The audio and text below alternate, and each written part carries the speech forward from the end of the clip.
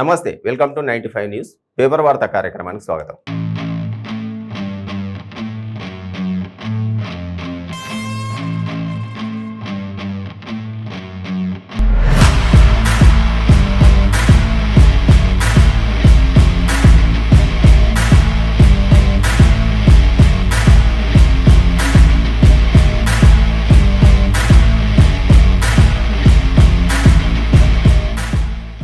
ముందుగా అసలు ఆంధ్రజ్యోతి అసలు ఏ పేపర్లో ఏం హెడ్లైన్స్ వచ్చినాయి ఒకసారి చూద్దాం. ఈరోజు ప్రధాన శీర్షికలలో ప్రధాన వార్తలు ఒకసారి చూస్తే ఆంధ్రజ్యోతిలో ఫస్ట్ ఈ పేపర్ కంటే ముందు ఈరోజు మెయిన్ అమ్మలకు అమ్మ దినోత్సవం, మాతృ దినోత్సవ శుభాకాంక్షలు. 95 న్యూస్ చూస్తున్న అమ్మలందరికీ మాతృ దినోత్సవ శుభాకాంక్షలు.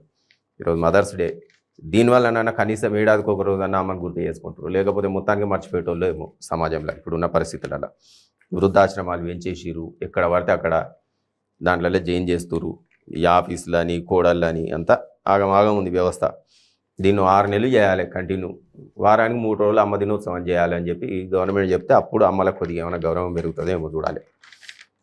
ఏదైనా కానీ అమ్మ చల్లగా ఉండాలి, అమ్మలందరూ చల్లగా ఉండాలి, హ్యాపీగా ఉండాలి. మాతృ దినోత్సవ శుభాకాంక్షలు ఇక చూస్తే ఫస్ట్ పేజీ చూస్తే ఏముంది, ఇది హనుమాన్ శోభాయాత్ర గురించి ఇచ్చిండు. ఫస్ట్ మొత్తం ఇదేదో కరీంనగర్లో ఉన్నట్టుంది ఈరోజు. కరీంనగరం అంట, పేరు మార్చినట్టుంది ఆల్రెడీ. దీన్ని ఇటు రాకముందే పేర్లు మారుస్తారు. హైదరాబాదుని భాగ్యనగరం వాటిని హిందూ ఏకతా యాత్ర అని చెప్పి హనుమాన్ జయంతి సందర్భంగా ఈరోజు హనుమాన్ శోభాయాత్ర మొదలుపెట్టినట్టుంది కర్ణాటక కరీంనగర్లో. ఇక పోతే నెక్స్ట్ వచ్చేసి చెయ్యెత్తి జైకొట్టిన సూపర్. ఇది కాంగ్రెస్ పార్టీకి కర్ణాటక ప్రజలకు హ్యాట్స్ ఆఫ్ చెప్పాలి. అసలు ఎట్లా అంటే ఒక చిన్న వార్డు మెంబరు గెలవాలంటే కమ్యూనిటీ వాళ్ళ దగ్గర అక్కడ కూర్చొని అందరు ఒకసారి అనుకుంటారు కదా, మనం ఈ పార్టీకి వేయాలి, వాళ్ళకి వేయాలి, ఆ క్యాండిడేట్కి వేయాలి. అట్లా కర్ణాటక ప్రజలు మొత్తం వన్ సైడ్ కొట్టేసిరు. అంటే వన్ సైడ్ అంటే ఏంటి అంటే సుస్థిర ప్రభుత్వానికి అవకాశం ఇచ్చారు.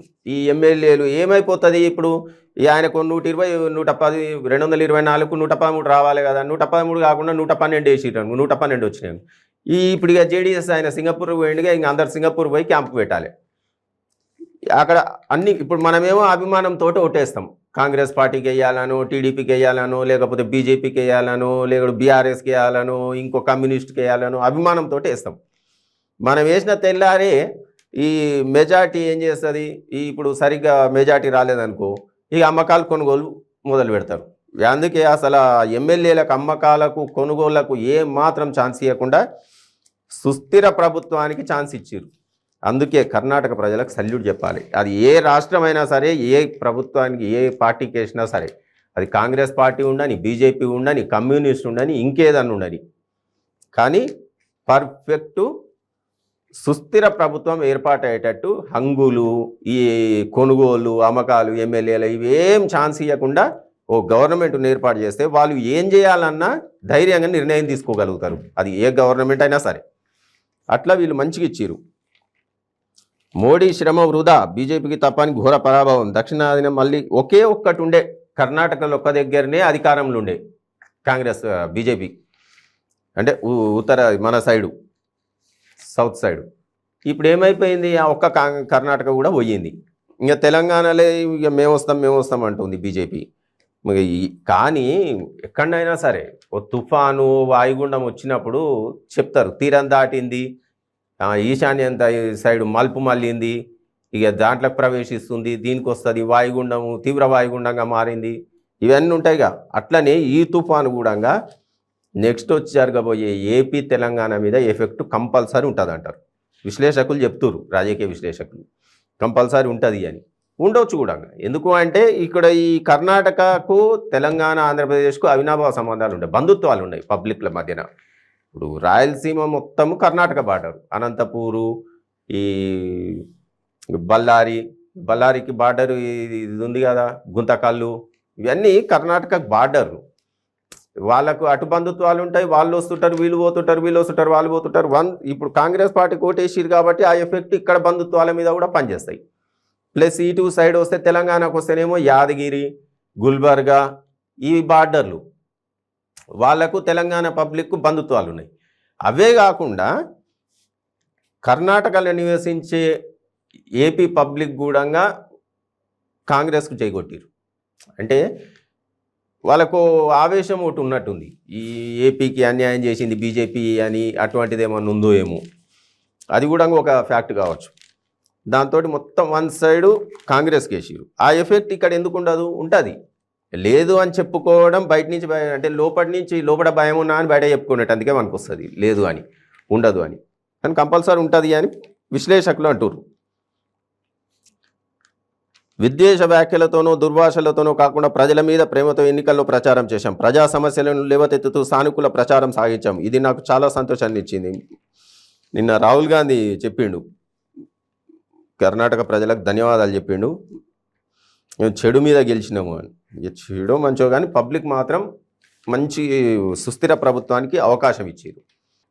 అక్కడ రెండు ఉంటాయి, ఒకటి లింగాయత్, ఇంకోటి ఒక్కలిగనే అనుకుంటా. ఇక రెండు సామాజిక వర్గాలు ఉంటాయి. ఆ రెండు సామాజిక వర్గం, ఒక ఆయనేమో సిద్ధరామయ్య, ఇంకో సామాజిక వర్గమేమో డీకే శివకుమార్. ఇద్దరు సీనియర్ మోస్ట్. ఇప్పుడు ఇద్దరు ఇట్లా సీఎం పంచాయతీ ఉంది, మరి ఎవరైతారు అనేది. ఆయనేమో సిద్ధరామయ్యనేమో పేదల మనిషి అని చెప్పి బాగా పేరుంది, ఇంతకుముందు సీఎంగా చేసిండు. ప్లస్ పేద ప్రజల పెన్నిధి అనేది బాగా సిద్ధరామయ్యకు కర్ణాటక ప్రజలల్లో. ఇక డీకే శివకుమార్ అంటే పార్టీకి అసలు ఇక్కడ తెలంగాణలో అంటారు కదా హరీష్ రావును డబుల్ షూటర్ అని, అట్లా ఆయన కూడా డబుల్ షూటర్ అని నేను ఇక్కడ ఎట్లా అంటారో అక్కడ డీకే శివకుమార్ పార్టీల కార్యకర్తలకు అండగా నిలబడతాడు. ఏ పార్టీలో ఏ సమస్య వచ్చినా ఫస్ట్ డీకే శివకుమార్ ఎంటర్ కావాల్సిందే. అక్కడనే కాకుండా వేరే రాష్ట్రాలలో కూడా ఆపరేషన్ బాగా చేసిండు. అందుకని పార్టీలో బాగా అంటే చాణక్యుడు అంటారు కదా, చాణక్య తెలివి అని, అట్లా ఉన్నదన్నట్టు ఆయనకు. మొత్తం మీద కాంగ్రెస్ పార్టీ కర్ణాటకలో బాగా వేసింది. ఇక నెక్స్ట్ ఎక్కడెక్కడ పోతుందనే తెలియదు. కర్ణాటక ప్రభావం తెలంగాణలో ఉండదు. నీచ విభజన రాజకీయాలను తిరస్కరించిన ప్రజలకు ధన్యవాదాలు. మంత్రి కేటీఆర్ ట్వీట్ చేసిండు, నీచ విభజన రాజకీయాలకు తిరస్కరించిన ప్రజలకు ధన్యవాదాలు, కర్ణాటక ప్రభావం తెలంగాణలో ఉండదు అని. ఇంతకుముందు అంటే కదా మీద చెప్పుకున్నట్టు అనిపిస్తుంది, కానీ లోపల మాత్రం భయం ఉంటుంది. ఆ భయం ఇప్పుడు ఎక్కడ దాకా పోతుందో తెలియదు, కానీ ఎఫెక్ట్ అయితే ఉంటుంది అని అంటూ. తెలంగాణలోనూ వచ్చేది కాంగ్రెసే. ఎట్లా వస్తుంది తెలంగాణలో? కాంగ్రెస్కు ఉండొచ్చు అభిమానం. ఇప్పుడు కర్ణాటకలో గెలిచింది, తెలంగాణలో కూడా అవకాశాలు ఉండవచ్చు, కానీ అవకాశాలు వీళ్ళే మొత్తం సర్వనాశనం చేస్తారు కదా నాయకులు కాంగ్రెస్లో. ఒక ఆయన మంచి పని చేస్తుంటే ఇంకో ఆయన గుంజుతూనే ఉండే. వాళ్ళు ఇప్పుడు కర్ణాటకలో అంటే ఇద్దరు చేతుల మీదకి తీసుకొని డీకే శివకుమార్, సిద్ధరామయ్య ఇద్దరు రెండు చేతులు పెట్టుకొని ఇద్దరు చేతులు కలిపి భుజం కలిపి కష్టపడి పనిచేసి గెలిపించుకొచ్చారు. కానీ తెలంగాణలో అట్లా ఉండదుగా. ఒక ఆయన ముందు మీటింగ్ పాదయాత్ర స్టార్ట్ చేసిండే, ఆయన ఏడో సీఎం అవుతాడో, సీఎం గురించే పాదయాత్ర చేస్తుండు, కార్యకర్తల కోసం అనుకోడు. ఆయన ఆ సీఎం పోస్ట్ గురించి ఆయన పాదయాత్ర చేస్తుండేమో అని చెప్పి ఇంకో దగ్గర నుంచి మొదలు పెడతా అంటాడు. అట్లా నలుగురు ఉంటే నాలుగు జాగాల నుంచి పాదయాత్ర మొదలు పెడతా అంటారు. లేకపోతే ఇంకేదైనా ఏదన్నా మంచి పని చేద్దామనుకుంటే పక్క నుంచి నేను కూడా చేస్తాను, ఎక్కడ ఈయన సీఎం అవుతాడో అని. ఈ పంచాయతీలలో తెలంగాణలో ఈ కాంగ్రెస్ గవర్నమెంట్ వస్తారు. ఫస్ట్ వీళ్ళు చక్కగా కావాలి. ఈ కాంగ్రెస్ ఈ లీడర్లు అందరు ఒకటైతే ఏమైనా అవకాశం. ఫస్ట్ కార్యకర్తలల్లో భరోసా కల్పించాలి. ప్రజలు ఓట్లు వేసేందుకు సిద్ధమేమో, ఓట్లు వేస్తారేమో అది ఎలక్షన్ టైంలో, కానీ కార్యకర్తలలోనే యూనిటీ అసలు వర్గాలు అయిపోగొడుతున్నారు. మీరు నాయకులే వర్గాలు తయారయ్యి కార్యకర్తలలో కూడా వర్గాలు తయారు. ఎక్కడి నుంచి వస్తుంది? ఫస్ట్ మీరు ఒక్కటయ్యి పబ్లిక్లోకి పోయి అప్పుడు ఏమైనా చేస్తే ఇప్పుడు నమ్ముతారు పబ్లిక్ కూడా. ఓటు వేసినా కూడా దండగా అనిపిస్తుంది కాంగ్రెస్కు. అంటే పబ్లిక్ అట్లా అంటారు, ఒకవేళ మేము వేస్తాం ఓటు కాంగ్రెస్ పార్టీకి, గెలిచింది అనుకో, సీఎంల గురించి 4 సార్లు పంచాయతీలు అవుతాయి, తర్వాత ఈయన కాదంటారు ఆయన కాదంటారు, లాస్ట్కు పార్టీలు మారుతారు, మళ్ళీ ఇంకో పార్టీని చూస్తుంది, ఎందుకు వేసుడు అన్నట్టు అయిపోయింది. ఫస్ట్ అది మారవాలి. అది మారుస్తే ఏమైనా కాంగ్రెస్ పార్టీకి అవకాశం తెలంగాణలో. కర్ణాటక రాజకీయాలు ఇక్కడ చెల్లవు. రాష్ట్రంలో కాంగ్రెస్ అడ్రస్ గల్లంతే. బీజేపీ విజయాన్ని అడ్డుకోలేరు. కర్ణాటక రాజకీయాలు ఇక్కడ నడవమంట తెలంగాణలో. అక్కడ మోడీ అయినా చేసింది. మొన్న తెలంగాణలో వచ్చినప్పుడు కూడా మోడీ మీటింగులు పెట్టే, అమిత్ షా మీటింగులు పెట్టే, అక్కడ ఆయన చేసే సేమ్ ఇక్కడ కూడా ఆయన చేస్తాడు. మరి రాజకీయాలు నడవమంటే ఎట్లా? గట్టిగానే ఆయన అంటుండు నడవవు అని. ఇక్కడ చేతులు కలుపుతారా? ఇది అదే చెప్తిగా, కర్ణాటకలో కలిసికట్టుగా పనిచేయడంతో కర్ణాటకలో కాంగ్రెస్ గెలుపు, రాష్ట్ర నేతలు నేర్చుకోవాల్సిన పాఠం ఇదేనంటున్న కార్యకర్తలు. అదే చెప్తిగా ఇంతకు వీళ్ళు కలిస్తేనే ఏమైనా తప్పిన బీఆర్ఎస్ అంచనా తప్పింది. జేడిఎస్ తోటి జర మంచిగా ఉండి జేడిఎస్ ఆడ కీ పాత్ర పోషిస్తే, అంటే జేడిఎస్ను మంచిగా జేడిఎస్ ఫస్ట్ బీఆర్ఎస్ పెట్టంగానే ఫస్ట్ జేడిఎస్నే కదా పిలుచుకున్నది, కుమారస్వామినే పిలుచుకునే ముఖ్యమంత్రి కేసీఆర్. ఆ తర్వాత జేడిఎస్ ఏమైనా ఇప్పుడు అంటారు కదా కీ రోల్ పోషిస్తే ఆయన ద్వారా ఏదైనా చేయవచ్చు అనుకున్నాడు. ఇప్పుడు అటు అయ్యింది, ఆయనకే పని లేదు ఇప్పుడు. రాష్ట్ర అవతరణ దశాబ్ది ఉత్సవాలు 21 రోజుల పండుగగా జూన్ 2 నుంచి అత్యంత వైభవంగా నిర్వహణ.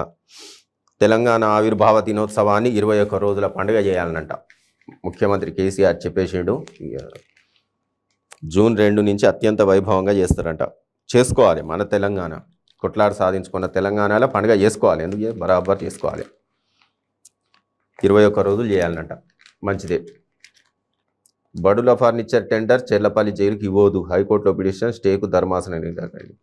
ఈ ఖైదీలు మొత్తము జైళ్ళల్లో ఉండేటోళ్ళు అందరు తయారు చేస్తారు కదా, వీళ్ళు కూడా ఇప్పుడు మన బడి మన ఊరు ఏదో ఉంది కదా, మన ఊరు మన బడి, దాంట్లకు సప్లై చేసినందుకు టెండర్లు వేస్తారంట చెర్లపల్లి జైలు. మంచిదే, వాళ్ళకు కూడా ఉపాధి కలుగుతుంది చెర్లపల్లి జైల్లో ఉన్నోళ్ళు. ఇప్పుడు బయట పని లేకుండా ఉట్టిగా నేరం చేయాలన్న ఆలోచన ఉన్నోళ్ళు కూడా మమ్మల్ని జైల్లోకి పంపి ఏదైనా పని చేసుకొని బతుకుతాం అనే దగ్గరికి వస్తుంది. నేరస్తులు తగ్గుతారు ఉట్టిగా పని పాట లేకుండా తిరగకుండా. అంతే, వాళ్ళకి టెండర్లు ఇస్తే మంచిదేనా, పని చేయిస్తారు కదా, ఖైదీలతో పని చేయిస్తారు, వాళ్ళకు ఉపాధి. ఖైదీలు లోపల ఉండి కూడా ఇప్పుడు డిగ్రీ పాస్ అవుతురు, పీజీలు పాస్ అవుతురు, కష్టం చేస్తున్నారు. లోపల ఉంటే మంచిదే, 3 పూటలు భోజనం వస్తుంది. ఈ బయట ఉండి నేరాలు చేసిన దానికంటే లోపల పోయి కూర్చుంటే పని నేర్చుకోవచ్చు, చదువుకోవచ్చు. అట్లా అంటే అటువంటి ఆలోచన కలిగిస్తారు నేరస్తులకు. రాష్ట్రంలో భగ్గుమన్న బాణుడంట, వేడి బాగుంటుంది, ఉక్కపోత తెలంగాణలో బాగా పెరిగింది. ఇది ఇంకెంత అవుతుందో చూడాలి. బల్దియాలో ఇంధన దోపిడీ, దోమల నివారణ పేరిట మాయాజాలం. ఇది ఇప్పుడు ఎక్కడ ఉంది, చాలా ఏళ్ళ నుంచి ఇది నడుస్తూనే ఉంది. ఇది ఈరోజు పేపర్లో వచ్చింది కాదు, ఇది ఇప్పుడు కొన్ని సంవత్సరాల నుంచి వీళ్ళ పని ఇదే.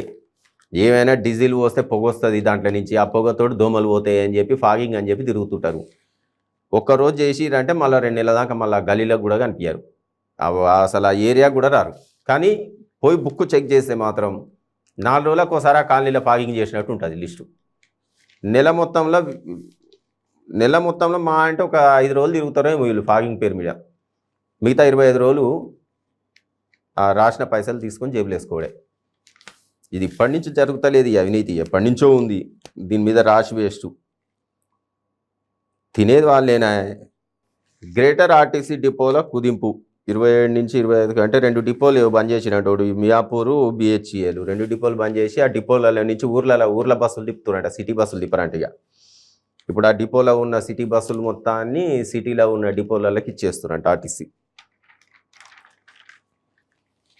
జేడీఎస్ భవిత డోలాయమానం, ఈ ఎన్నికల్లో కేవలం 19 సీట్లకే పరిమితం. ఇప్పుడు జేడీఎస్ భవిష్యత్ అయితే ప్రశ్నార్థకమే, ఎందుకంటే ఎటు కాకుండా పోయింది. ఇప్పుడు కూరల కరివేపాకు తీసి పక్కకి వేసేట తింటారు. ఇప్పుడు వీళ్ళ పరిస్థితి అట్లే అయిపోయింది, కరివేపాకు పరిస్థితి అయిపోయింది. ఏముంది అటు కాంగ్రెస్ ఏదో అంటే హంగు వస్తుంది, మేమే కీ రోల్ పోషిస్తాము, ఇక కంపల్సరీ మా దగ్గరికి రావాల్సిందే ఏ పార్టీ అయినా అని చెప్పి అనుకున్నారు. అనుకొని సింగపూర్ పోయి క్యాంపు పెట్టుకున్నారు. హోటళ్ళలో మంచిగా కూర్చున్నారు. ఇక వాళ్ళు వస్తారు, కాంగ్రెస్ వాళ్ళు వస్తారు, బీజేపీ వాళ్ళు వస్తారు, మంచిగా డిమాండ్ చేద్దాం, డిప్యూటీ సీఎం అని పంచాయతీ పెడదామని. కర్ణాటక ప్రజలు ఇచ్చిన తీర్పుతోటి ఫ్లైటు సప్పుడు ఏమైనా ఫ్లైట్ ఎక్కి ఇంట్లో పోయి కూర్చున్నారు. ఏం చేయాలని అర్థం కాదు, ఆ పరిస్థితికి వచ్చింది. కనుక కాంగ్రెస్పై ఖర్గే ముద్ర. ఇప్పుడు ఖర్గేకి మాత్రం మంచి ప్లస్ పాయింట్ ఇది, ఎందుకంటే ఆయన ఓన్ రాష్ట్రం కర్ణాటక, మంచి మెజార్టీతో గెలవడం వల్ల ఏమైపోతుంది, ఆయనకు కూడా ఇప్పుడు ఆల్రెడీ ఏఐసిసి అధ్యక్షుడు ఉన్నాడు. ఏఐసిసి అధ్యక్షుడు అయ్యి సొంత రాష్ట్రంలో ఇంత మెజార్టీతో గెలిపించుకొని కాంగ్రెస్ పార్టీకి ఒక రాష్ట్రాన్ని ఉపయోగపెట్టిండంటే మంచి ప్లస్ పాయింట్ ఆయనకు. రాహుల్ భారత్ జోడో యాత్ర 20 నియోజకవర్గాల్లో 15 కాంగ్రెస్ కైవసం అండి. ఇది భారత్ జోడో యాత్ర కొద్దిగా ఎఫెక్ట్ పడ్డది కాంగ్రెస్ కర్ణాటకలో రాహుల్ గాంధీ చేసిన అని 20 నియోజకవర్గాలలో 15 నియోజకవర్గాలు కాంగ్రెస్కే వచ్చినాయంట ఆయన పాదయాత్ర చేసినాయి. ఢిల్లీ పెత్తనమే ముంచింది కర్ణాటక బీజేపీ నేతల ఆవేదన. ఓడిపోతే గిది ఢిల్లీ పెత్తనమే వేయించింది. ఇప్పుడు ఢిల్లీ పెత్తనం మరి ఢిల్లీలో ఉన్న అధిష్టానం వాళ్ళ చేతులు ఉండకుంటే లోకల్లో చేతులు వేసి కొట్టుకొని అమ్ముకొని టికెట్లు అమ్ముకొని కూర్చుంటారు. ఢిల్లీ పెత్తనమే ముంచింది అంట కర్ణాటక బీజేపీ నేతలు. మరి గెలిచినప్పుడు 5 ఏళ్ళ నుంచి కమిషన్లు అని చెప్పి ఆరోపణలు ఉన్నాయి. 40% కమిషన్ ఇవ్వాలి ఏ కాంట్రాక్ట్ అయినా అని చెప్పి. కమలానికి రెండో ఝలక్. దేశంలో తమకు ఎదురే లేదన్న ఆలోచనతో ఉన్న బీజేపీకి కాంగ్రెస్ మళ్ళీ ఝలక్ ఇచ్చింది. హిమాచల్ ప్రదేశ్, ఇప్పుడు కర్ణాటక. మొన్న హిమాచల్ ప్రదేశ్లో కూడా గెలిచింది, ఇప్పుడు కర్ణాటక. 2 రాష్ట్రాలు అయిపోయినాయి. నెక్స్ట్ చూస్తే నమస్తే తెలంగాణ. తెలంగాణ నిండుగా 10 ఏళ్ల పండుగ. రాష్ట్ర కీర్తిని దశ దిశలా చాటేలా దశాబ్ది వైభవం. అంబరాన్నంటేలా తెలంగాణ ఆవిర్భావ సంబురాలు. అదే జూన్ 2 నుంచి 21 రోజు అంట తెలంగాణ ఆవిర్భావ దినోత్సవం చేసుకోవాలి. కొట్లాడి సాధించుకున్న తెలంగాణ ఆవిర్భావ దినోత్సవాన్ని 21 రోజులు కాదు, నెల రోజులు జరుపుకున్నా తప్పేం లేదు. కానీ ఈ ప్రభుత్వము ఈ పండుగ చేయమని చెప్పి పైసలు రిలీజ్ చేస్తుంది కదా, అది చెయ్యకుండా మింగి కూర్చుంటారు. ఆ మింగి కూర్చోకుండా పని కరెక్ట్ చేసి ఆ ఫంక్షన్ లేక చేసి పబ్లిక్లకు తీసుకపోతే బాగుంటుంది. ఇప్పుడు ఎలక్షన్ మూమెంట్ కాదు, ఇప్పుడు పెడతారేమో. ఇప్పుడు 5 ఏళ్ళ నుంచి ఏం చేయకుండా అని ఇప్పుడు చేస్తారు. పబ్లిక్లో పోవాలి ఎట్లనన్నా. ఇప్పుడు ఆల్రెడీ ఆత్మీయ సమ్మేళనాలు అయిపోయినాయి. నెక్స్ట్ అభివృద్ధి అని ఓపెనింగులు, శంకుస్థాపనలు ఇవి మొదలైనవి. ఇవి కూడా ఎండింగ్కి వచ్చినాయి. ఇప్పుడు జూన్ 2 ఇది ఒకటి ఉంది. ఇది ఒక నెల 20 రోజులు అంటే దగ్గర జూలై దగ్గరికి వస్తుంది. ఇంకొక నెల రోజులు అయితే కథం. అక్టోబర్లోనో నోటిఫికేషన్ వస్తుంది. తెలంగాణ మోడలే దేశానికి శరణ్యం. హైదరాబాద్ ప్రాజెక్ట్ డెవలప్మెంట్ సెంటర్ ఏర్పాటుకు మంత్రి కేటీఆర్ సమక్షంలో ఎంఓయూ కుదుర్చుకున్న డిఏజేడెన్ గ్రూప్ ప్రధాన టెక్నాలజీ అధికారి సందీప్ టికు నిన్న కంపెనీ ఎంఓయూ కుదుర్చుకున్నదంట మంత్రి కేటీఆర్ సమక్షంలో. కాలంపై దస్ఖత్ ఖూబ్సూరత్. బా సూపర్ వర్డ్. కాలంపై దస్ఖత్ అంటే 2 ఉన్నాయి. మళ్ళీ దస్ఖత్ వేరే, దస్ఖత్ వేరే. దస్ఖత్ అంటేనేమో సంతకం పెట్టడం, దస్తూరి. మళ్ళీ దస్ఖత్ అంటే 10 ఏళ్ళు. సర్కారు బడుల్లో బ్రేక్ఫాస్ట్. ఉదయం పూట బెల్లం, రాగిజావా, వారంలో ఒక రోజు వెజిటేబుల్ బిర్యానీ. వచ్చే విద్యా సంవత్సరం నుంచి అమలు. ఉన్నత పాఠశాలల్లో మిల్లెట్ ఆహారం పెట్టాలి పిల్లలకు. ఇది పెట్టాలి కానీ మధ్యాహ్నం భోజనం పెట్టిన వాళ్ళకే బిల్లులు లేవంట కదా. ఇప్పుడు మళ్ళీ ఈ టిఫిన్ ఏం నుంచి పెడతారు? మళ్ళీ టిఫిన్ కాంట్రాక్ట్ తీసుకున్న వాళ్ళకి కూడా మళ్ళీ బిల్లులు పెండింగ్ పడతాయి. మధ్యాహ్నం భోజనం సప్లై చేసే వాళ్ళకి కూడా బిల్లులు పెండింగ్ ఉన్నాయంట. అవి క్లియర్ చేయాలిగా. అవి క్లియర్ చేస్తే మళ్ళీ దీనికి ఎవరైనా కాంట్రాక్ట్ తీసుకున్నట్టు అందుకు వస్తారు, పిల్లలకు టైంకి వస్తాయి. లేకపోతే ఏముంది, బిల్లులు పెండింగ్ పెట్టిరనుకో అలా నూకలు వేసి పెడతారు. దాంట్లో నూకలు, రాగులు 2 కలిపి మిక్సీకి వేసి ఇదే రాగి జావా, చికెన్ తెచ్చి మటన్ అని చూపిస్తారు. అన్నీ డబల్. వాళ్ళు కక్కుర్తికి పాల్పడతారు బిల్లులు సరిగ్గా రాకపోతే. బిల్లులు సరిగ్గా ఇచ్చిరనుకో వాళ్ళు కూడా పెట్టడానికి వెనక ముందు గారు. మీరు మటన్ 3 రోజులు మటన్ పెట్టాలి అంటే ఏం చేస్తారు? 3 రోజులు చికెన్ పెడతారు, ఇదే మటన్ అనుకో అంటారు. రాగి జావా చేయమంటే ఏదైనా బియ్యం పిండితోటి నీళ్ళు పోసి చేసి, ఉప్పిడి పిండి అంటారుగా, ఉప్పిడి పిండి అదో ఇదో కలిపి చేసి ఇదే రాగి జావా అనుకుంటారు. అంటే అట్లా వాళ్ళు కూడా అవినీతికి పాల్పడే ఆస్కారం ఉంది. ఏదైనా చేస్తే మంచిదే. పిల్లలకు పొద్దుటిపూట రాగి జావా పెట్టాలి, ఇవన్నీ చేయాలంటే మంచిదే. కానీ దాంతోపాటు బిల్లులు కూడా వాళ్ళకి టైంకి ఇస్తే సేవ వాళ్ళు చేయడానికి కూడా ముందుకు వస్తారు. ఇదండి ఈరోజు పేపర్ వార్తా కార్యక్రమం. మరో పేపర్ వార్తా కార్యక్రమంతో మళ్ళీ కలుద్దాం. Stay tune to 95 News.